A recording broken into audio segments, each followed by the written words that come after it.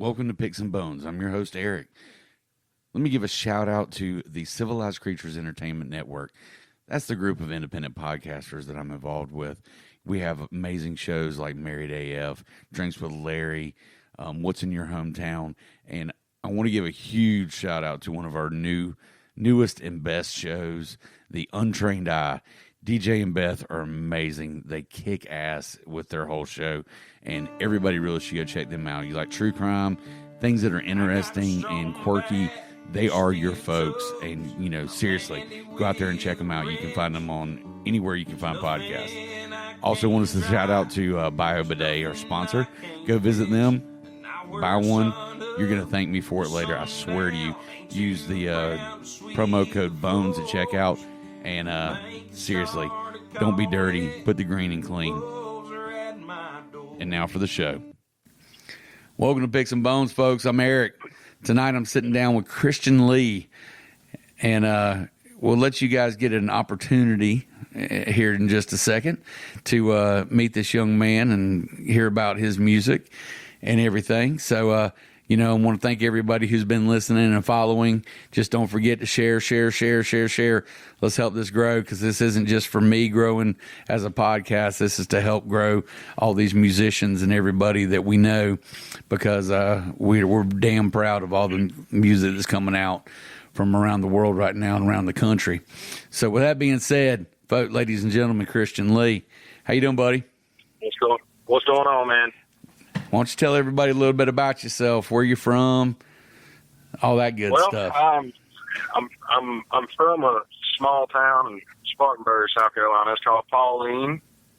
So it's a tiny town. Probably never heard of it. I think there might be 22 people that live out there. So pretty small for the most part. But I'm a small town guy. I like my farm fields and the hot sun for some reason. So. I hear you. That pretty much sums up. Nothing too exciting. That's about it. What do you define your music as? Do you consider yourself country, Americana? Where do you fit in? Yeah, man. I think I fit in a little bit everywhere. I mean, I love all genres. I love music in general. Obviously, I grew up with country music, and that's what I love. That's what I pursue. But I love everything, man. I love rock and, country and southern rock and, definitely blues, just everything in and out. I got you. How'd you get started? Man, so it was crazy. I've been playing since I was a kid. I've been playing instruments a long time. I think I play like 12 or 13, 14, something instruments. I've basically devoted my whole life to studying music. Wow. And yeah, it's been a long haul, but I got started. I didn't play my first live show until about 2.5 years ago. A buddy of mine, some people might know him. His name's Trevor Hewitt. And I know Trevor. Actually, he got me on first time on stage. So you get the. As most people say, you get on stage the first time and play some of your music, and you get people smiling and singing along with you. It's kind of like a drug, you love it. You keep coming back for more. So you get that bug, man. That's where I started that. Well, that you mentioned that you play like 12 different instruments. What all instruments do you play? Oh man, I'm a percussionist first and foremost. I'm a drummer. I love drumming, man. And I always tell everybody if I had my choice down to it, if I didn't love to sing so much, I'd definitely be a drummer in a band somewhere. I love to drum. Any percussion instrument. I play piano and violin. Obviously guitar and bass guitar. Some mandolin, banjo, all kind of stuff, man. It's hard to keep up with it sometimes. I forget I know how to play something, then I'll see one laying around somewhere. I'm like, oh yeah, I can play that. Yeah. Hey, y'all, watch this. Yeah, it's one. I'm definitely blessed, man. It's definitely a blessing to be able to pick up on stuff like that. So I'm thankful for that. Well, who were some of your influences growing up into music? Oh man, that's always. I think every interview I've ever done, it's like one of the toughest questions is, you know, like picking your favorite artist or, you know, your favorite influence as far as, you know, music goes. I mean, I grew up in my pawpaw's barn listening to, you know, old Keith Whitley albums and, you know, Earl Thomas Conley albums and stuff, and you know, good Johnny stuff. Cash and all these guys. Yeah, good stuff, man. I'm telling you, it's like the best music ever. And, Earl Thomas Conley was one of the greats, man.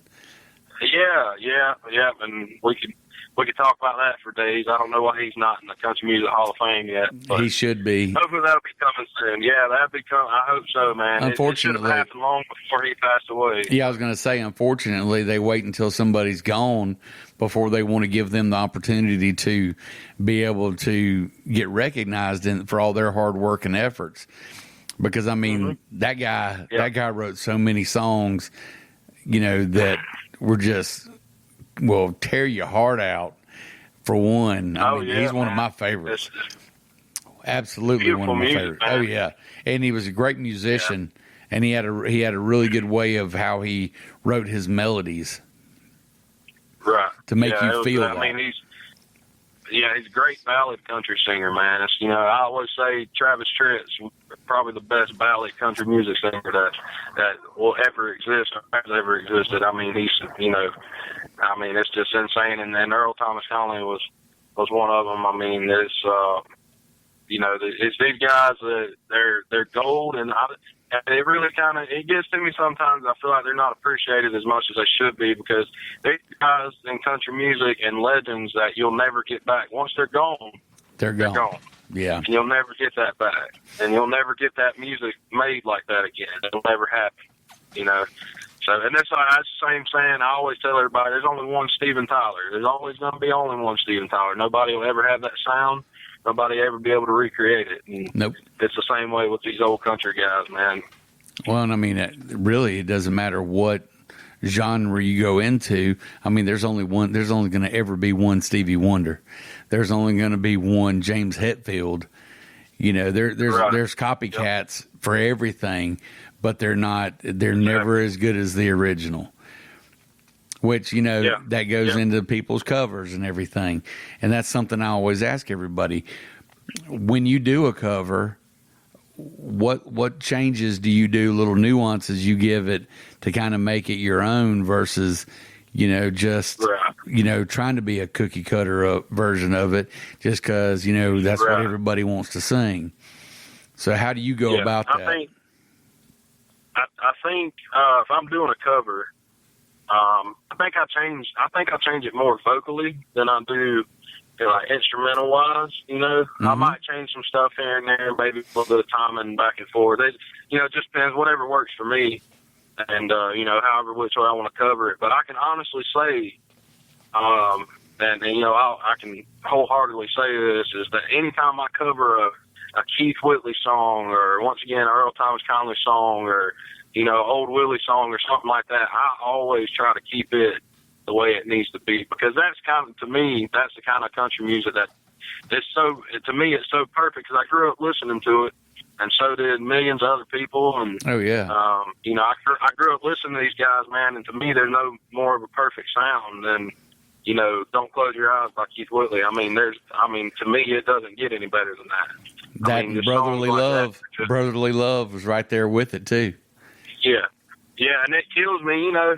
It kind of kills me. On some stuff, you can change it. I mean, honestly, you had, like, Chris Stapleton did the Tennessee Whiskey thing. That was cool. I thought that was cool, man. That's a song that a lot of artists have done. It wasn't really stuck to one artist, you know. Yeah. I think it stuck to George Jones harder than it did anybody else. And, but you know, something like that, you can mix it up and it'll sound cool and do it the way you want. But there's songs like Don't Close Your Eyes that, you know, what could you possibly change to make that song any better? You can't change perfection, man. Yeah, I mean, you can't do it. You know, you can't make it any better. It'll never be better than what it is. Keith Whitley did it, one and done. It's a perfect country song, you know. Or Earl Thomas Conley's What I'd Say. You know, that's one of Earl Thomas Conley's What I'd Say. That's another. I mean, you can't. you should never even consider changing anything about that, because that song was perfect. No, absolutely not. And I mean, absolutely not.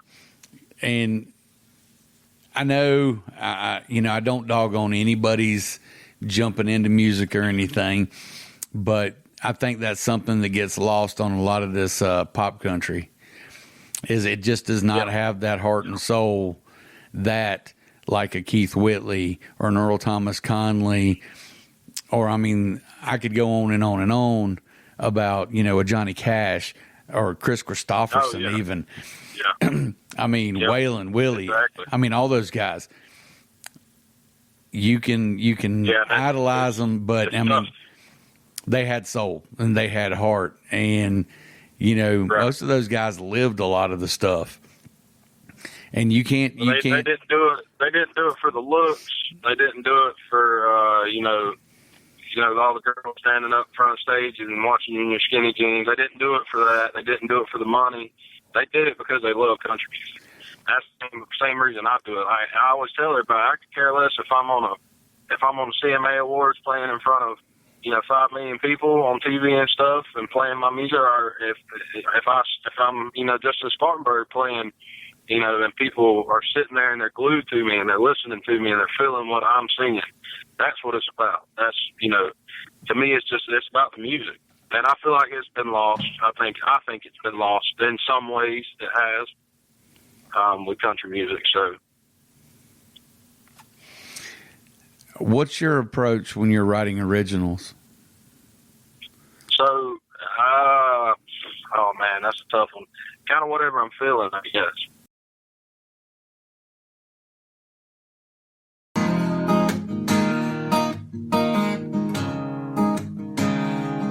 I don't want to waste another second talking about growing old with you. And I don't want to spend a minute talking about the dreams that ain't come true. Don't know what we got left, 'cause the good Lord's counting down.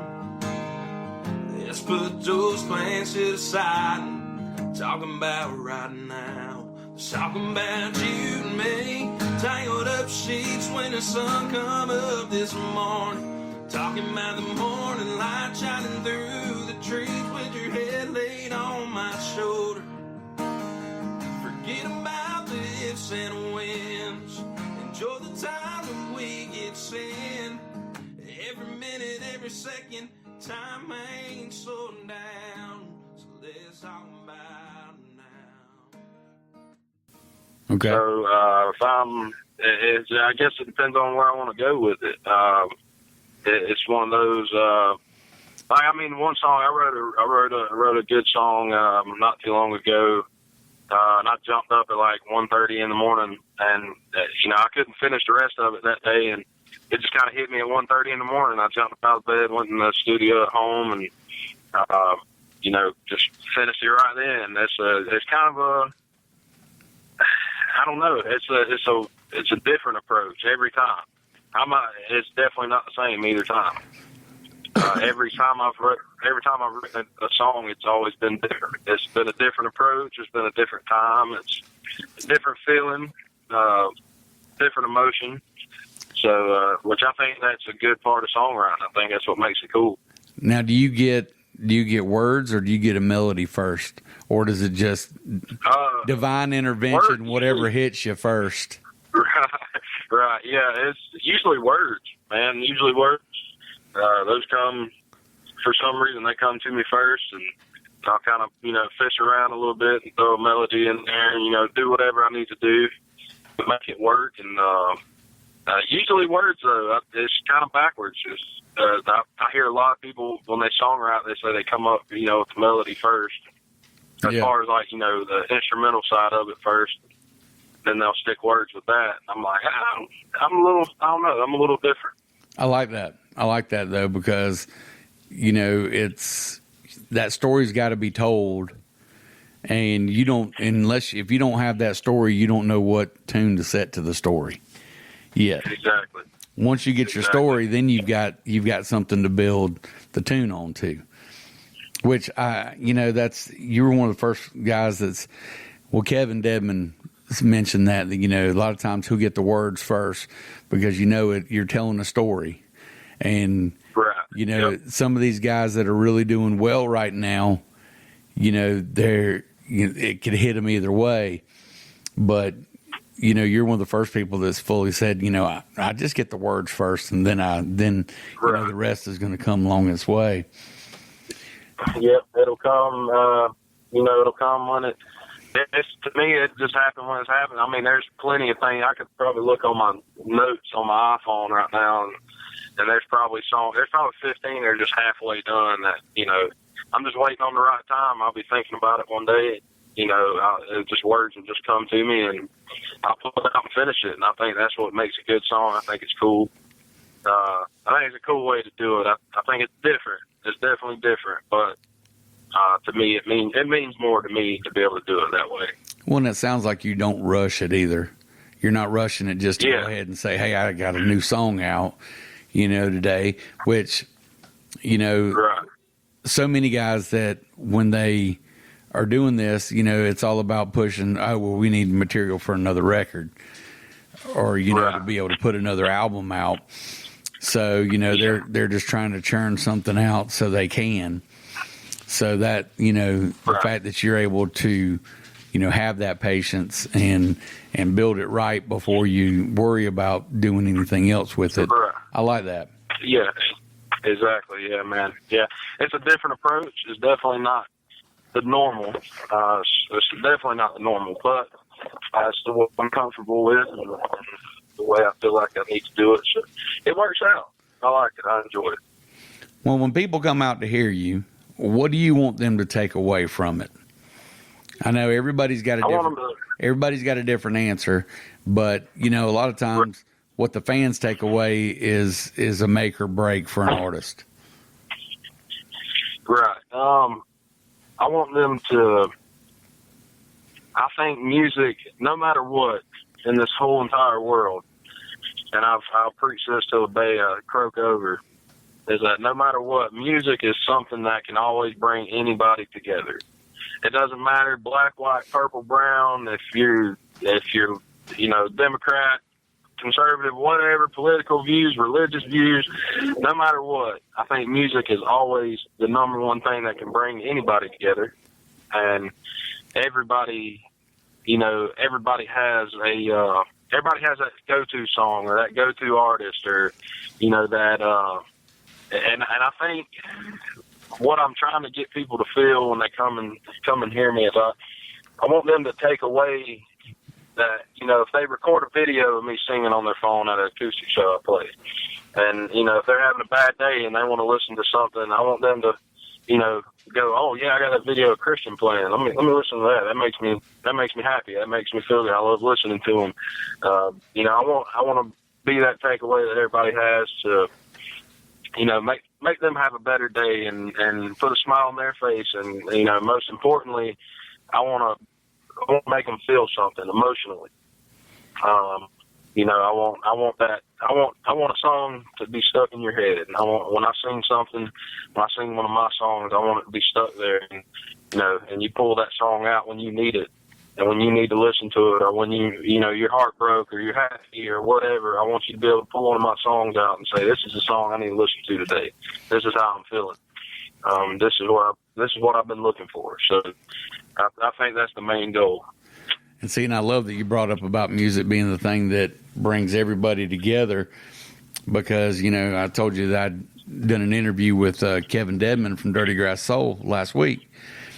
And that was something that we were talking about, that, you know, there's not a culture in the world that doesn't have music or doesn't have their own form of music. So that's universal music is that universal language. You don't have to like country, but you can appreciate it because it's music. You don't have to like, you know, rock and roll, but you appreciate the music. Yep. And you appreciate the musician doing it, because not everybody can do it. Absolutely. And that's the thing, man, is I've heard this from a lot of artists. They strive way too hard to get everybody that they play in front of to like what they're singing. And you're going to come across it, and people, it might not be their thing. They're not going to like you, and some people are going to like you. Most people are probably going to love you. Yeah.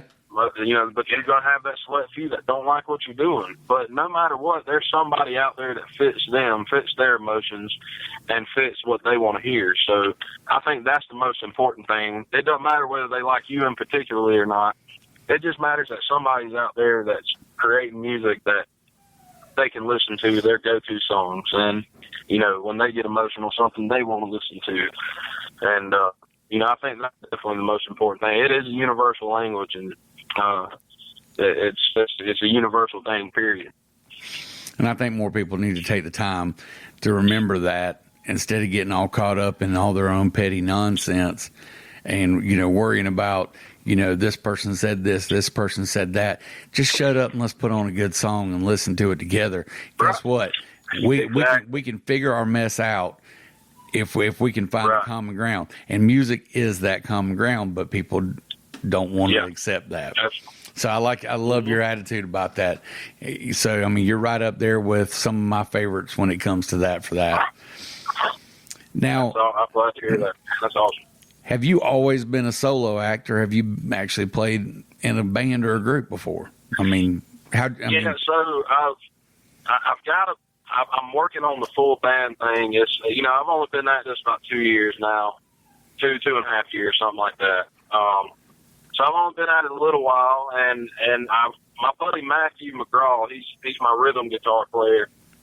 And Matthew he's been with me, man. Me and him have been sitting in our bedrooms playing together since we were 13 years old. So he's been with me forever. He knows what I'm going to do when we're on stage playing before I know what I'm going to do. So he's right there with me. He's my right hand man. I've always had him beside me. He's definitely not going anywhere. So he's right there with me. I actually just hired a new lead guitar player. He's my lead guy. His name's Wade Davis. He's out of Anderson, actually Belton, Honea Pass, South Carolina. Okay. So he's out of Belton. Wade's young guy. He's freaking awesome. The kid just he literally makes the guitar raise hell on stage, and that's the only way you can really put it. He's one of the best I've seen. As far as his age, it's insane. How good he is. So we're excited to have him on. Of course, always love having Matthew with me. And it's been an adventure so far. It's awesome. Where out of the places that you have played so far, what have been some of your favorite venues to play at? So I would have to say I love locally. So, within South Carolina, I would say I love the Pump House in Greenville, South Carolina. We have a blast out there. We always pack it out. There's always, it's a packed room. People come and listen to us. It's awesome. We have a great time there. I opened for Craig Campbell. August will be a year ago. I opened for Craig with Ashland Craft, who's from Greenville. Mm-hmm. Me and her opened for Craig Campbell at Wendell's Dipping Branch out in Anderson. So that was a pretty cool experience. That was like one of my first big shows, actually playing with a bigger named artist, Craig, he's an awesome guy, great artist. So we had a great time playing together. So it was, I would say those two places by far have probably, been really good. And like hometown wise, in my hometown, Spartanburg, we play at Wings Etc. in Bowling Springs. And it's always a really good crowd comes out. We play a little acoustic show. Everybody, the place is packed out. It's like a 45-minute wait to even get a table. It's awesome. Not ask for a better support system or support group in my hometown. These guys kill it, man. They're awesome around me. So, well, that's cool. Well, we'll get into what I always call the bare bones. These are just some random questions that I'm going to throw at you, and just kind of hit me with the first thing that comes off the top of your head. All right. Sounds good. I'll try my best. What would be your death row meal? My death row meal? Yep. Man, I come from the South, man. I'm gonna have a good old medium steak, man. A good old medium T-bone steak. That's probably where I'm gonna find that with a fried egg, of course. Okay. Yep, that's it. All right. chicken wings, drums or flats, dry rub or sauce? Ooh, I'm gonna go with flats and sauce. Okay. That's the main thing. I don't think I'd be from South Carolina if I chose any different. I don't know, man. There's some dang good dry rubs out there. Yeah, they are some pretty solid rubs out there. Okay, a song or band that is stuck in your head these days. That's a good. What, man? Gonna be wrong. I'm sorry. I had we're on topic earlier about good, like newer country music, and finding like good newer country music. And believe it or not, Blake Shelton's new album, there's a song called "Good Country Song," and man, I've been stuck on that song for like the past week. So I've been hammering that one out. I just got back from the beach yesterday. I think I listened to it 18 times on the way down. So that's probably my right now that I've been hammering out. All right. What's your all-time favorite book? My favorite book? Mm-hmm.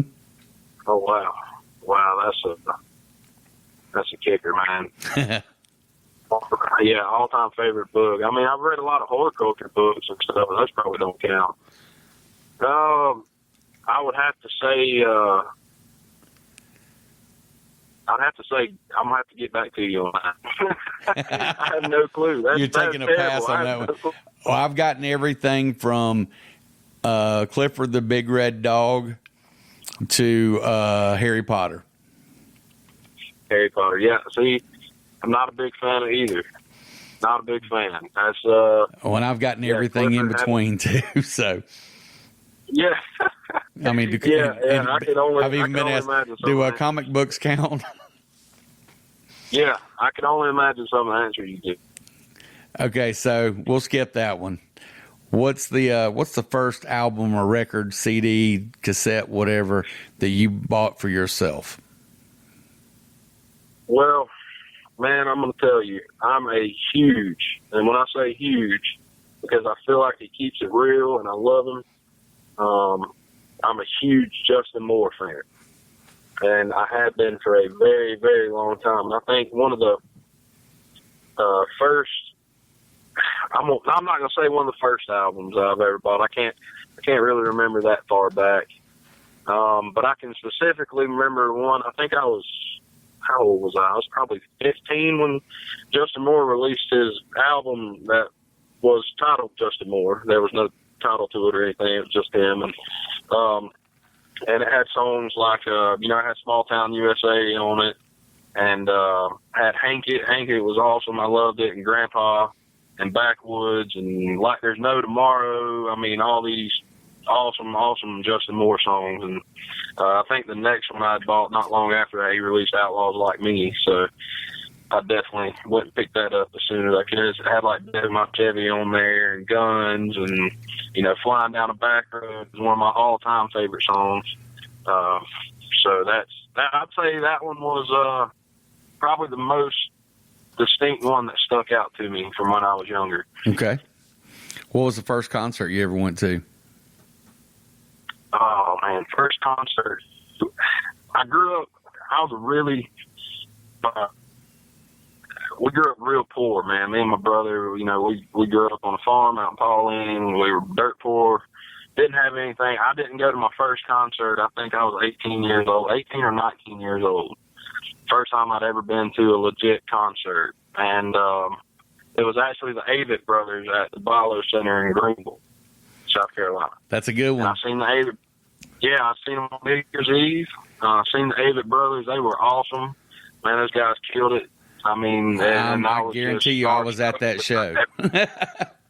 Y'all, you were at that show? I was at that show. We were actually down in front of the stage, and my wife and I actually helped a couple we had met that night get engaged. I was holding everybody back, so when they started singing January Wedding, he dropped down on his knee and proposed to his girlfriend. So that was pretty awesome.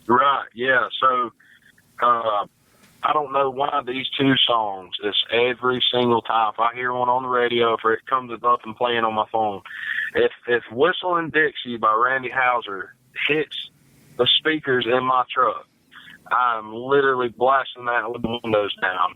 I don't care if it's raining like hell outside or if it's 32 degrees and snow, and I'm rolling the windows down, putting it to the floor, and I'm blasting that song because Whistling Dixie describes me to a literal perfection.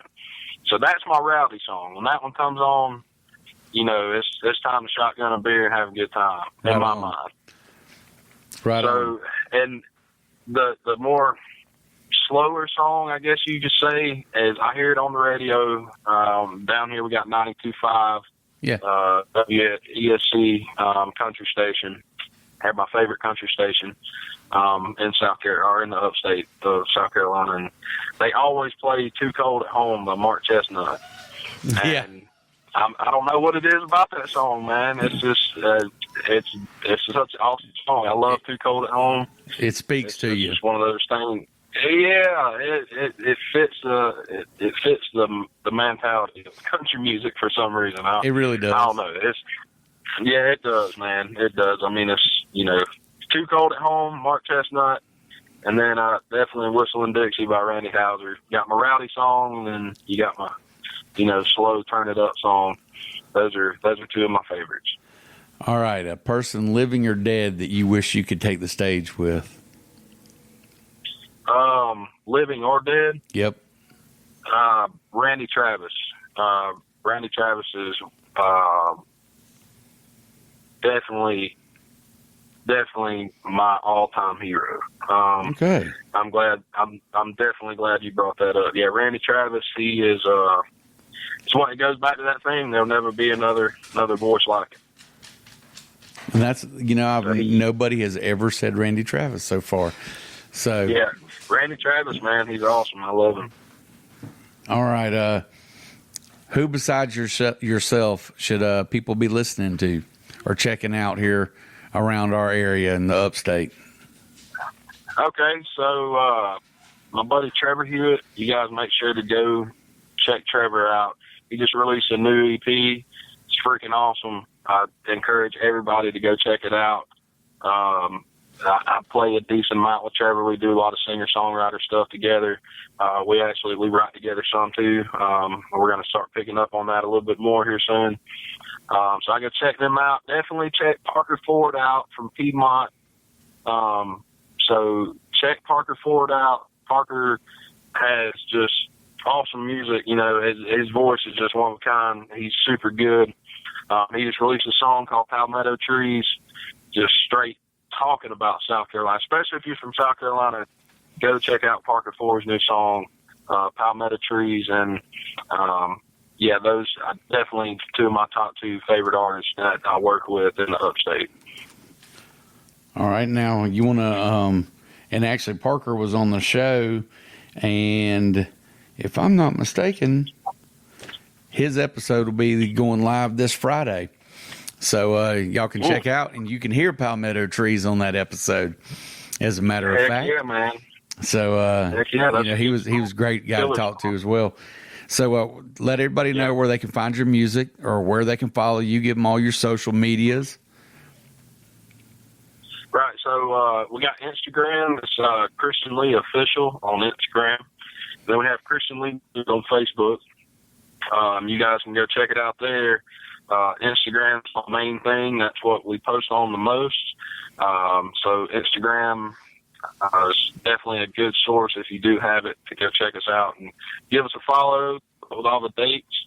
Also, my manager, Cody Cobble, feel free to follow her. You can get her link to her Instagram on my Instagram. She posts all like shows and bookings and stuff too, so she keeps me in line and makes sure that I'm on schedule with what I'm doing. So if you don't see it on mine, you can definitely find it on hers. But and she's doing a heck of a job.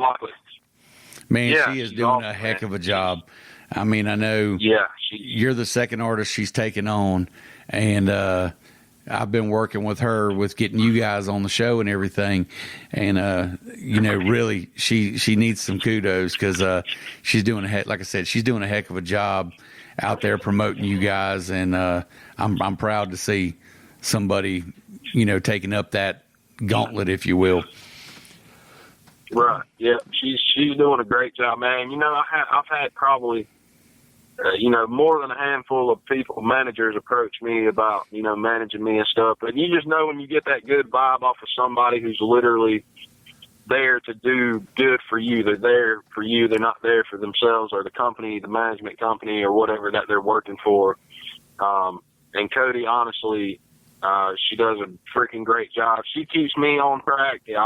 Even the short amount of time I've had her on board with us, if it wouldn't have been for her calling me and telling me I had something to do on my calendar, I would not even know that I had to do it. So she does an awesome job. I stay really busy, and she keeps it straight and simple, and she does all the booking and all the stuff, and she takes care of everything. So yeah, she's doing an awesome job, and I would encourage any artist who's looking for a manager or looking for somebody who can provide that type of stuff to you, to definitely hit Cody up and talk to her because she is doing a fantastic job. That's awesome. You got any shout outs you want to give anybody? Yeah, so shout out to my buddy Nate Kinley from Nashville. See you soon, man. We'll be back up there pretty soon. Got some recording and stuff to do, so we'll see you soon, big guy. Trevor, Parker, all these guys around here. Any artists in the upstate. Anybody who's listening, all you listeners on this podcast, thank y'all for listening. And, listening to my country ass sit here and talk for the past hour. I know it's probably a little hard to understand me at times, but I do appreciate y'all listening. It's been awesome.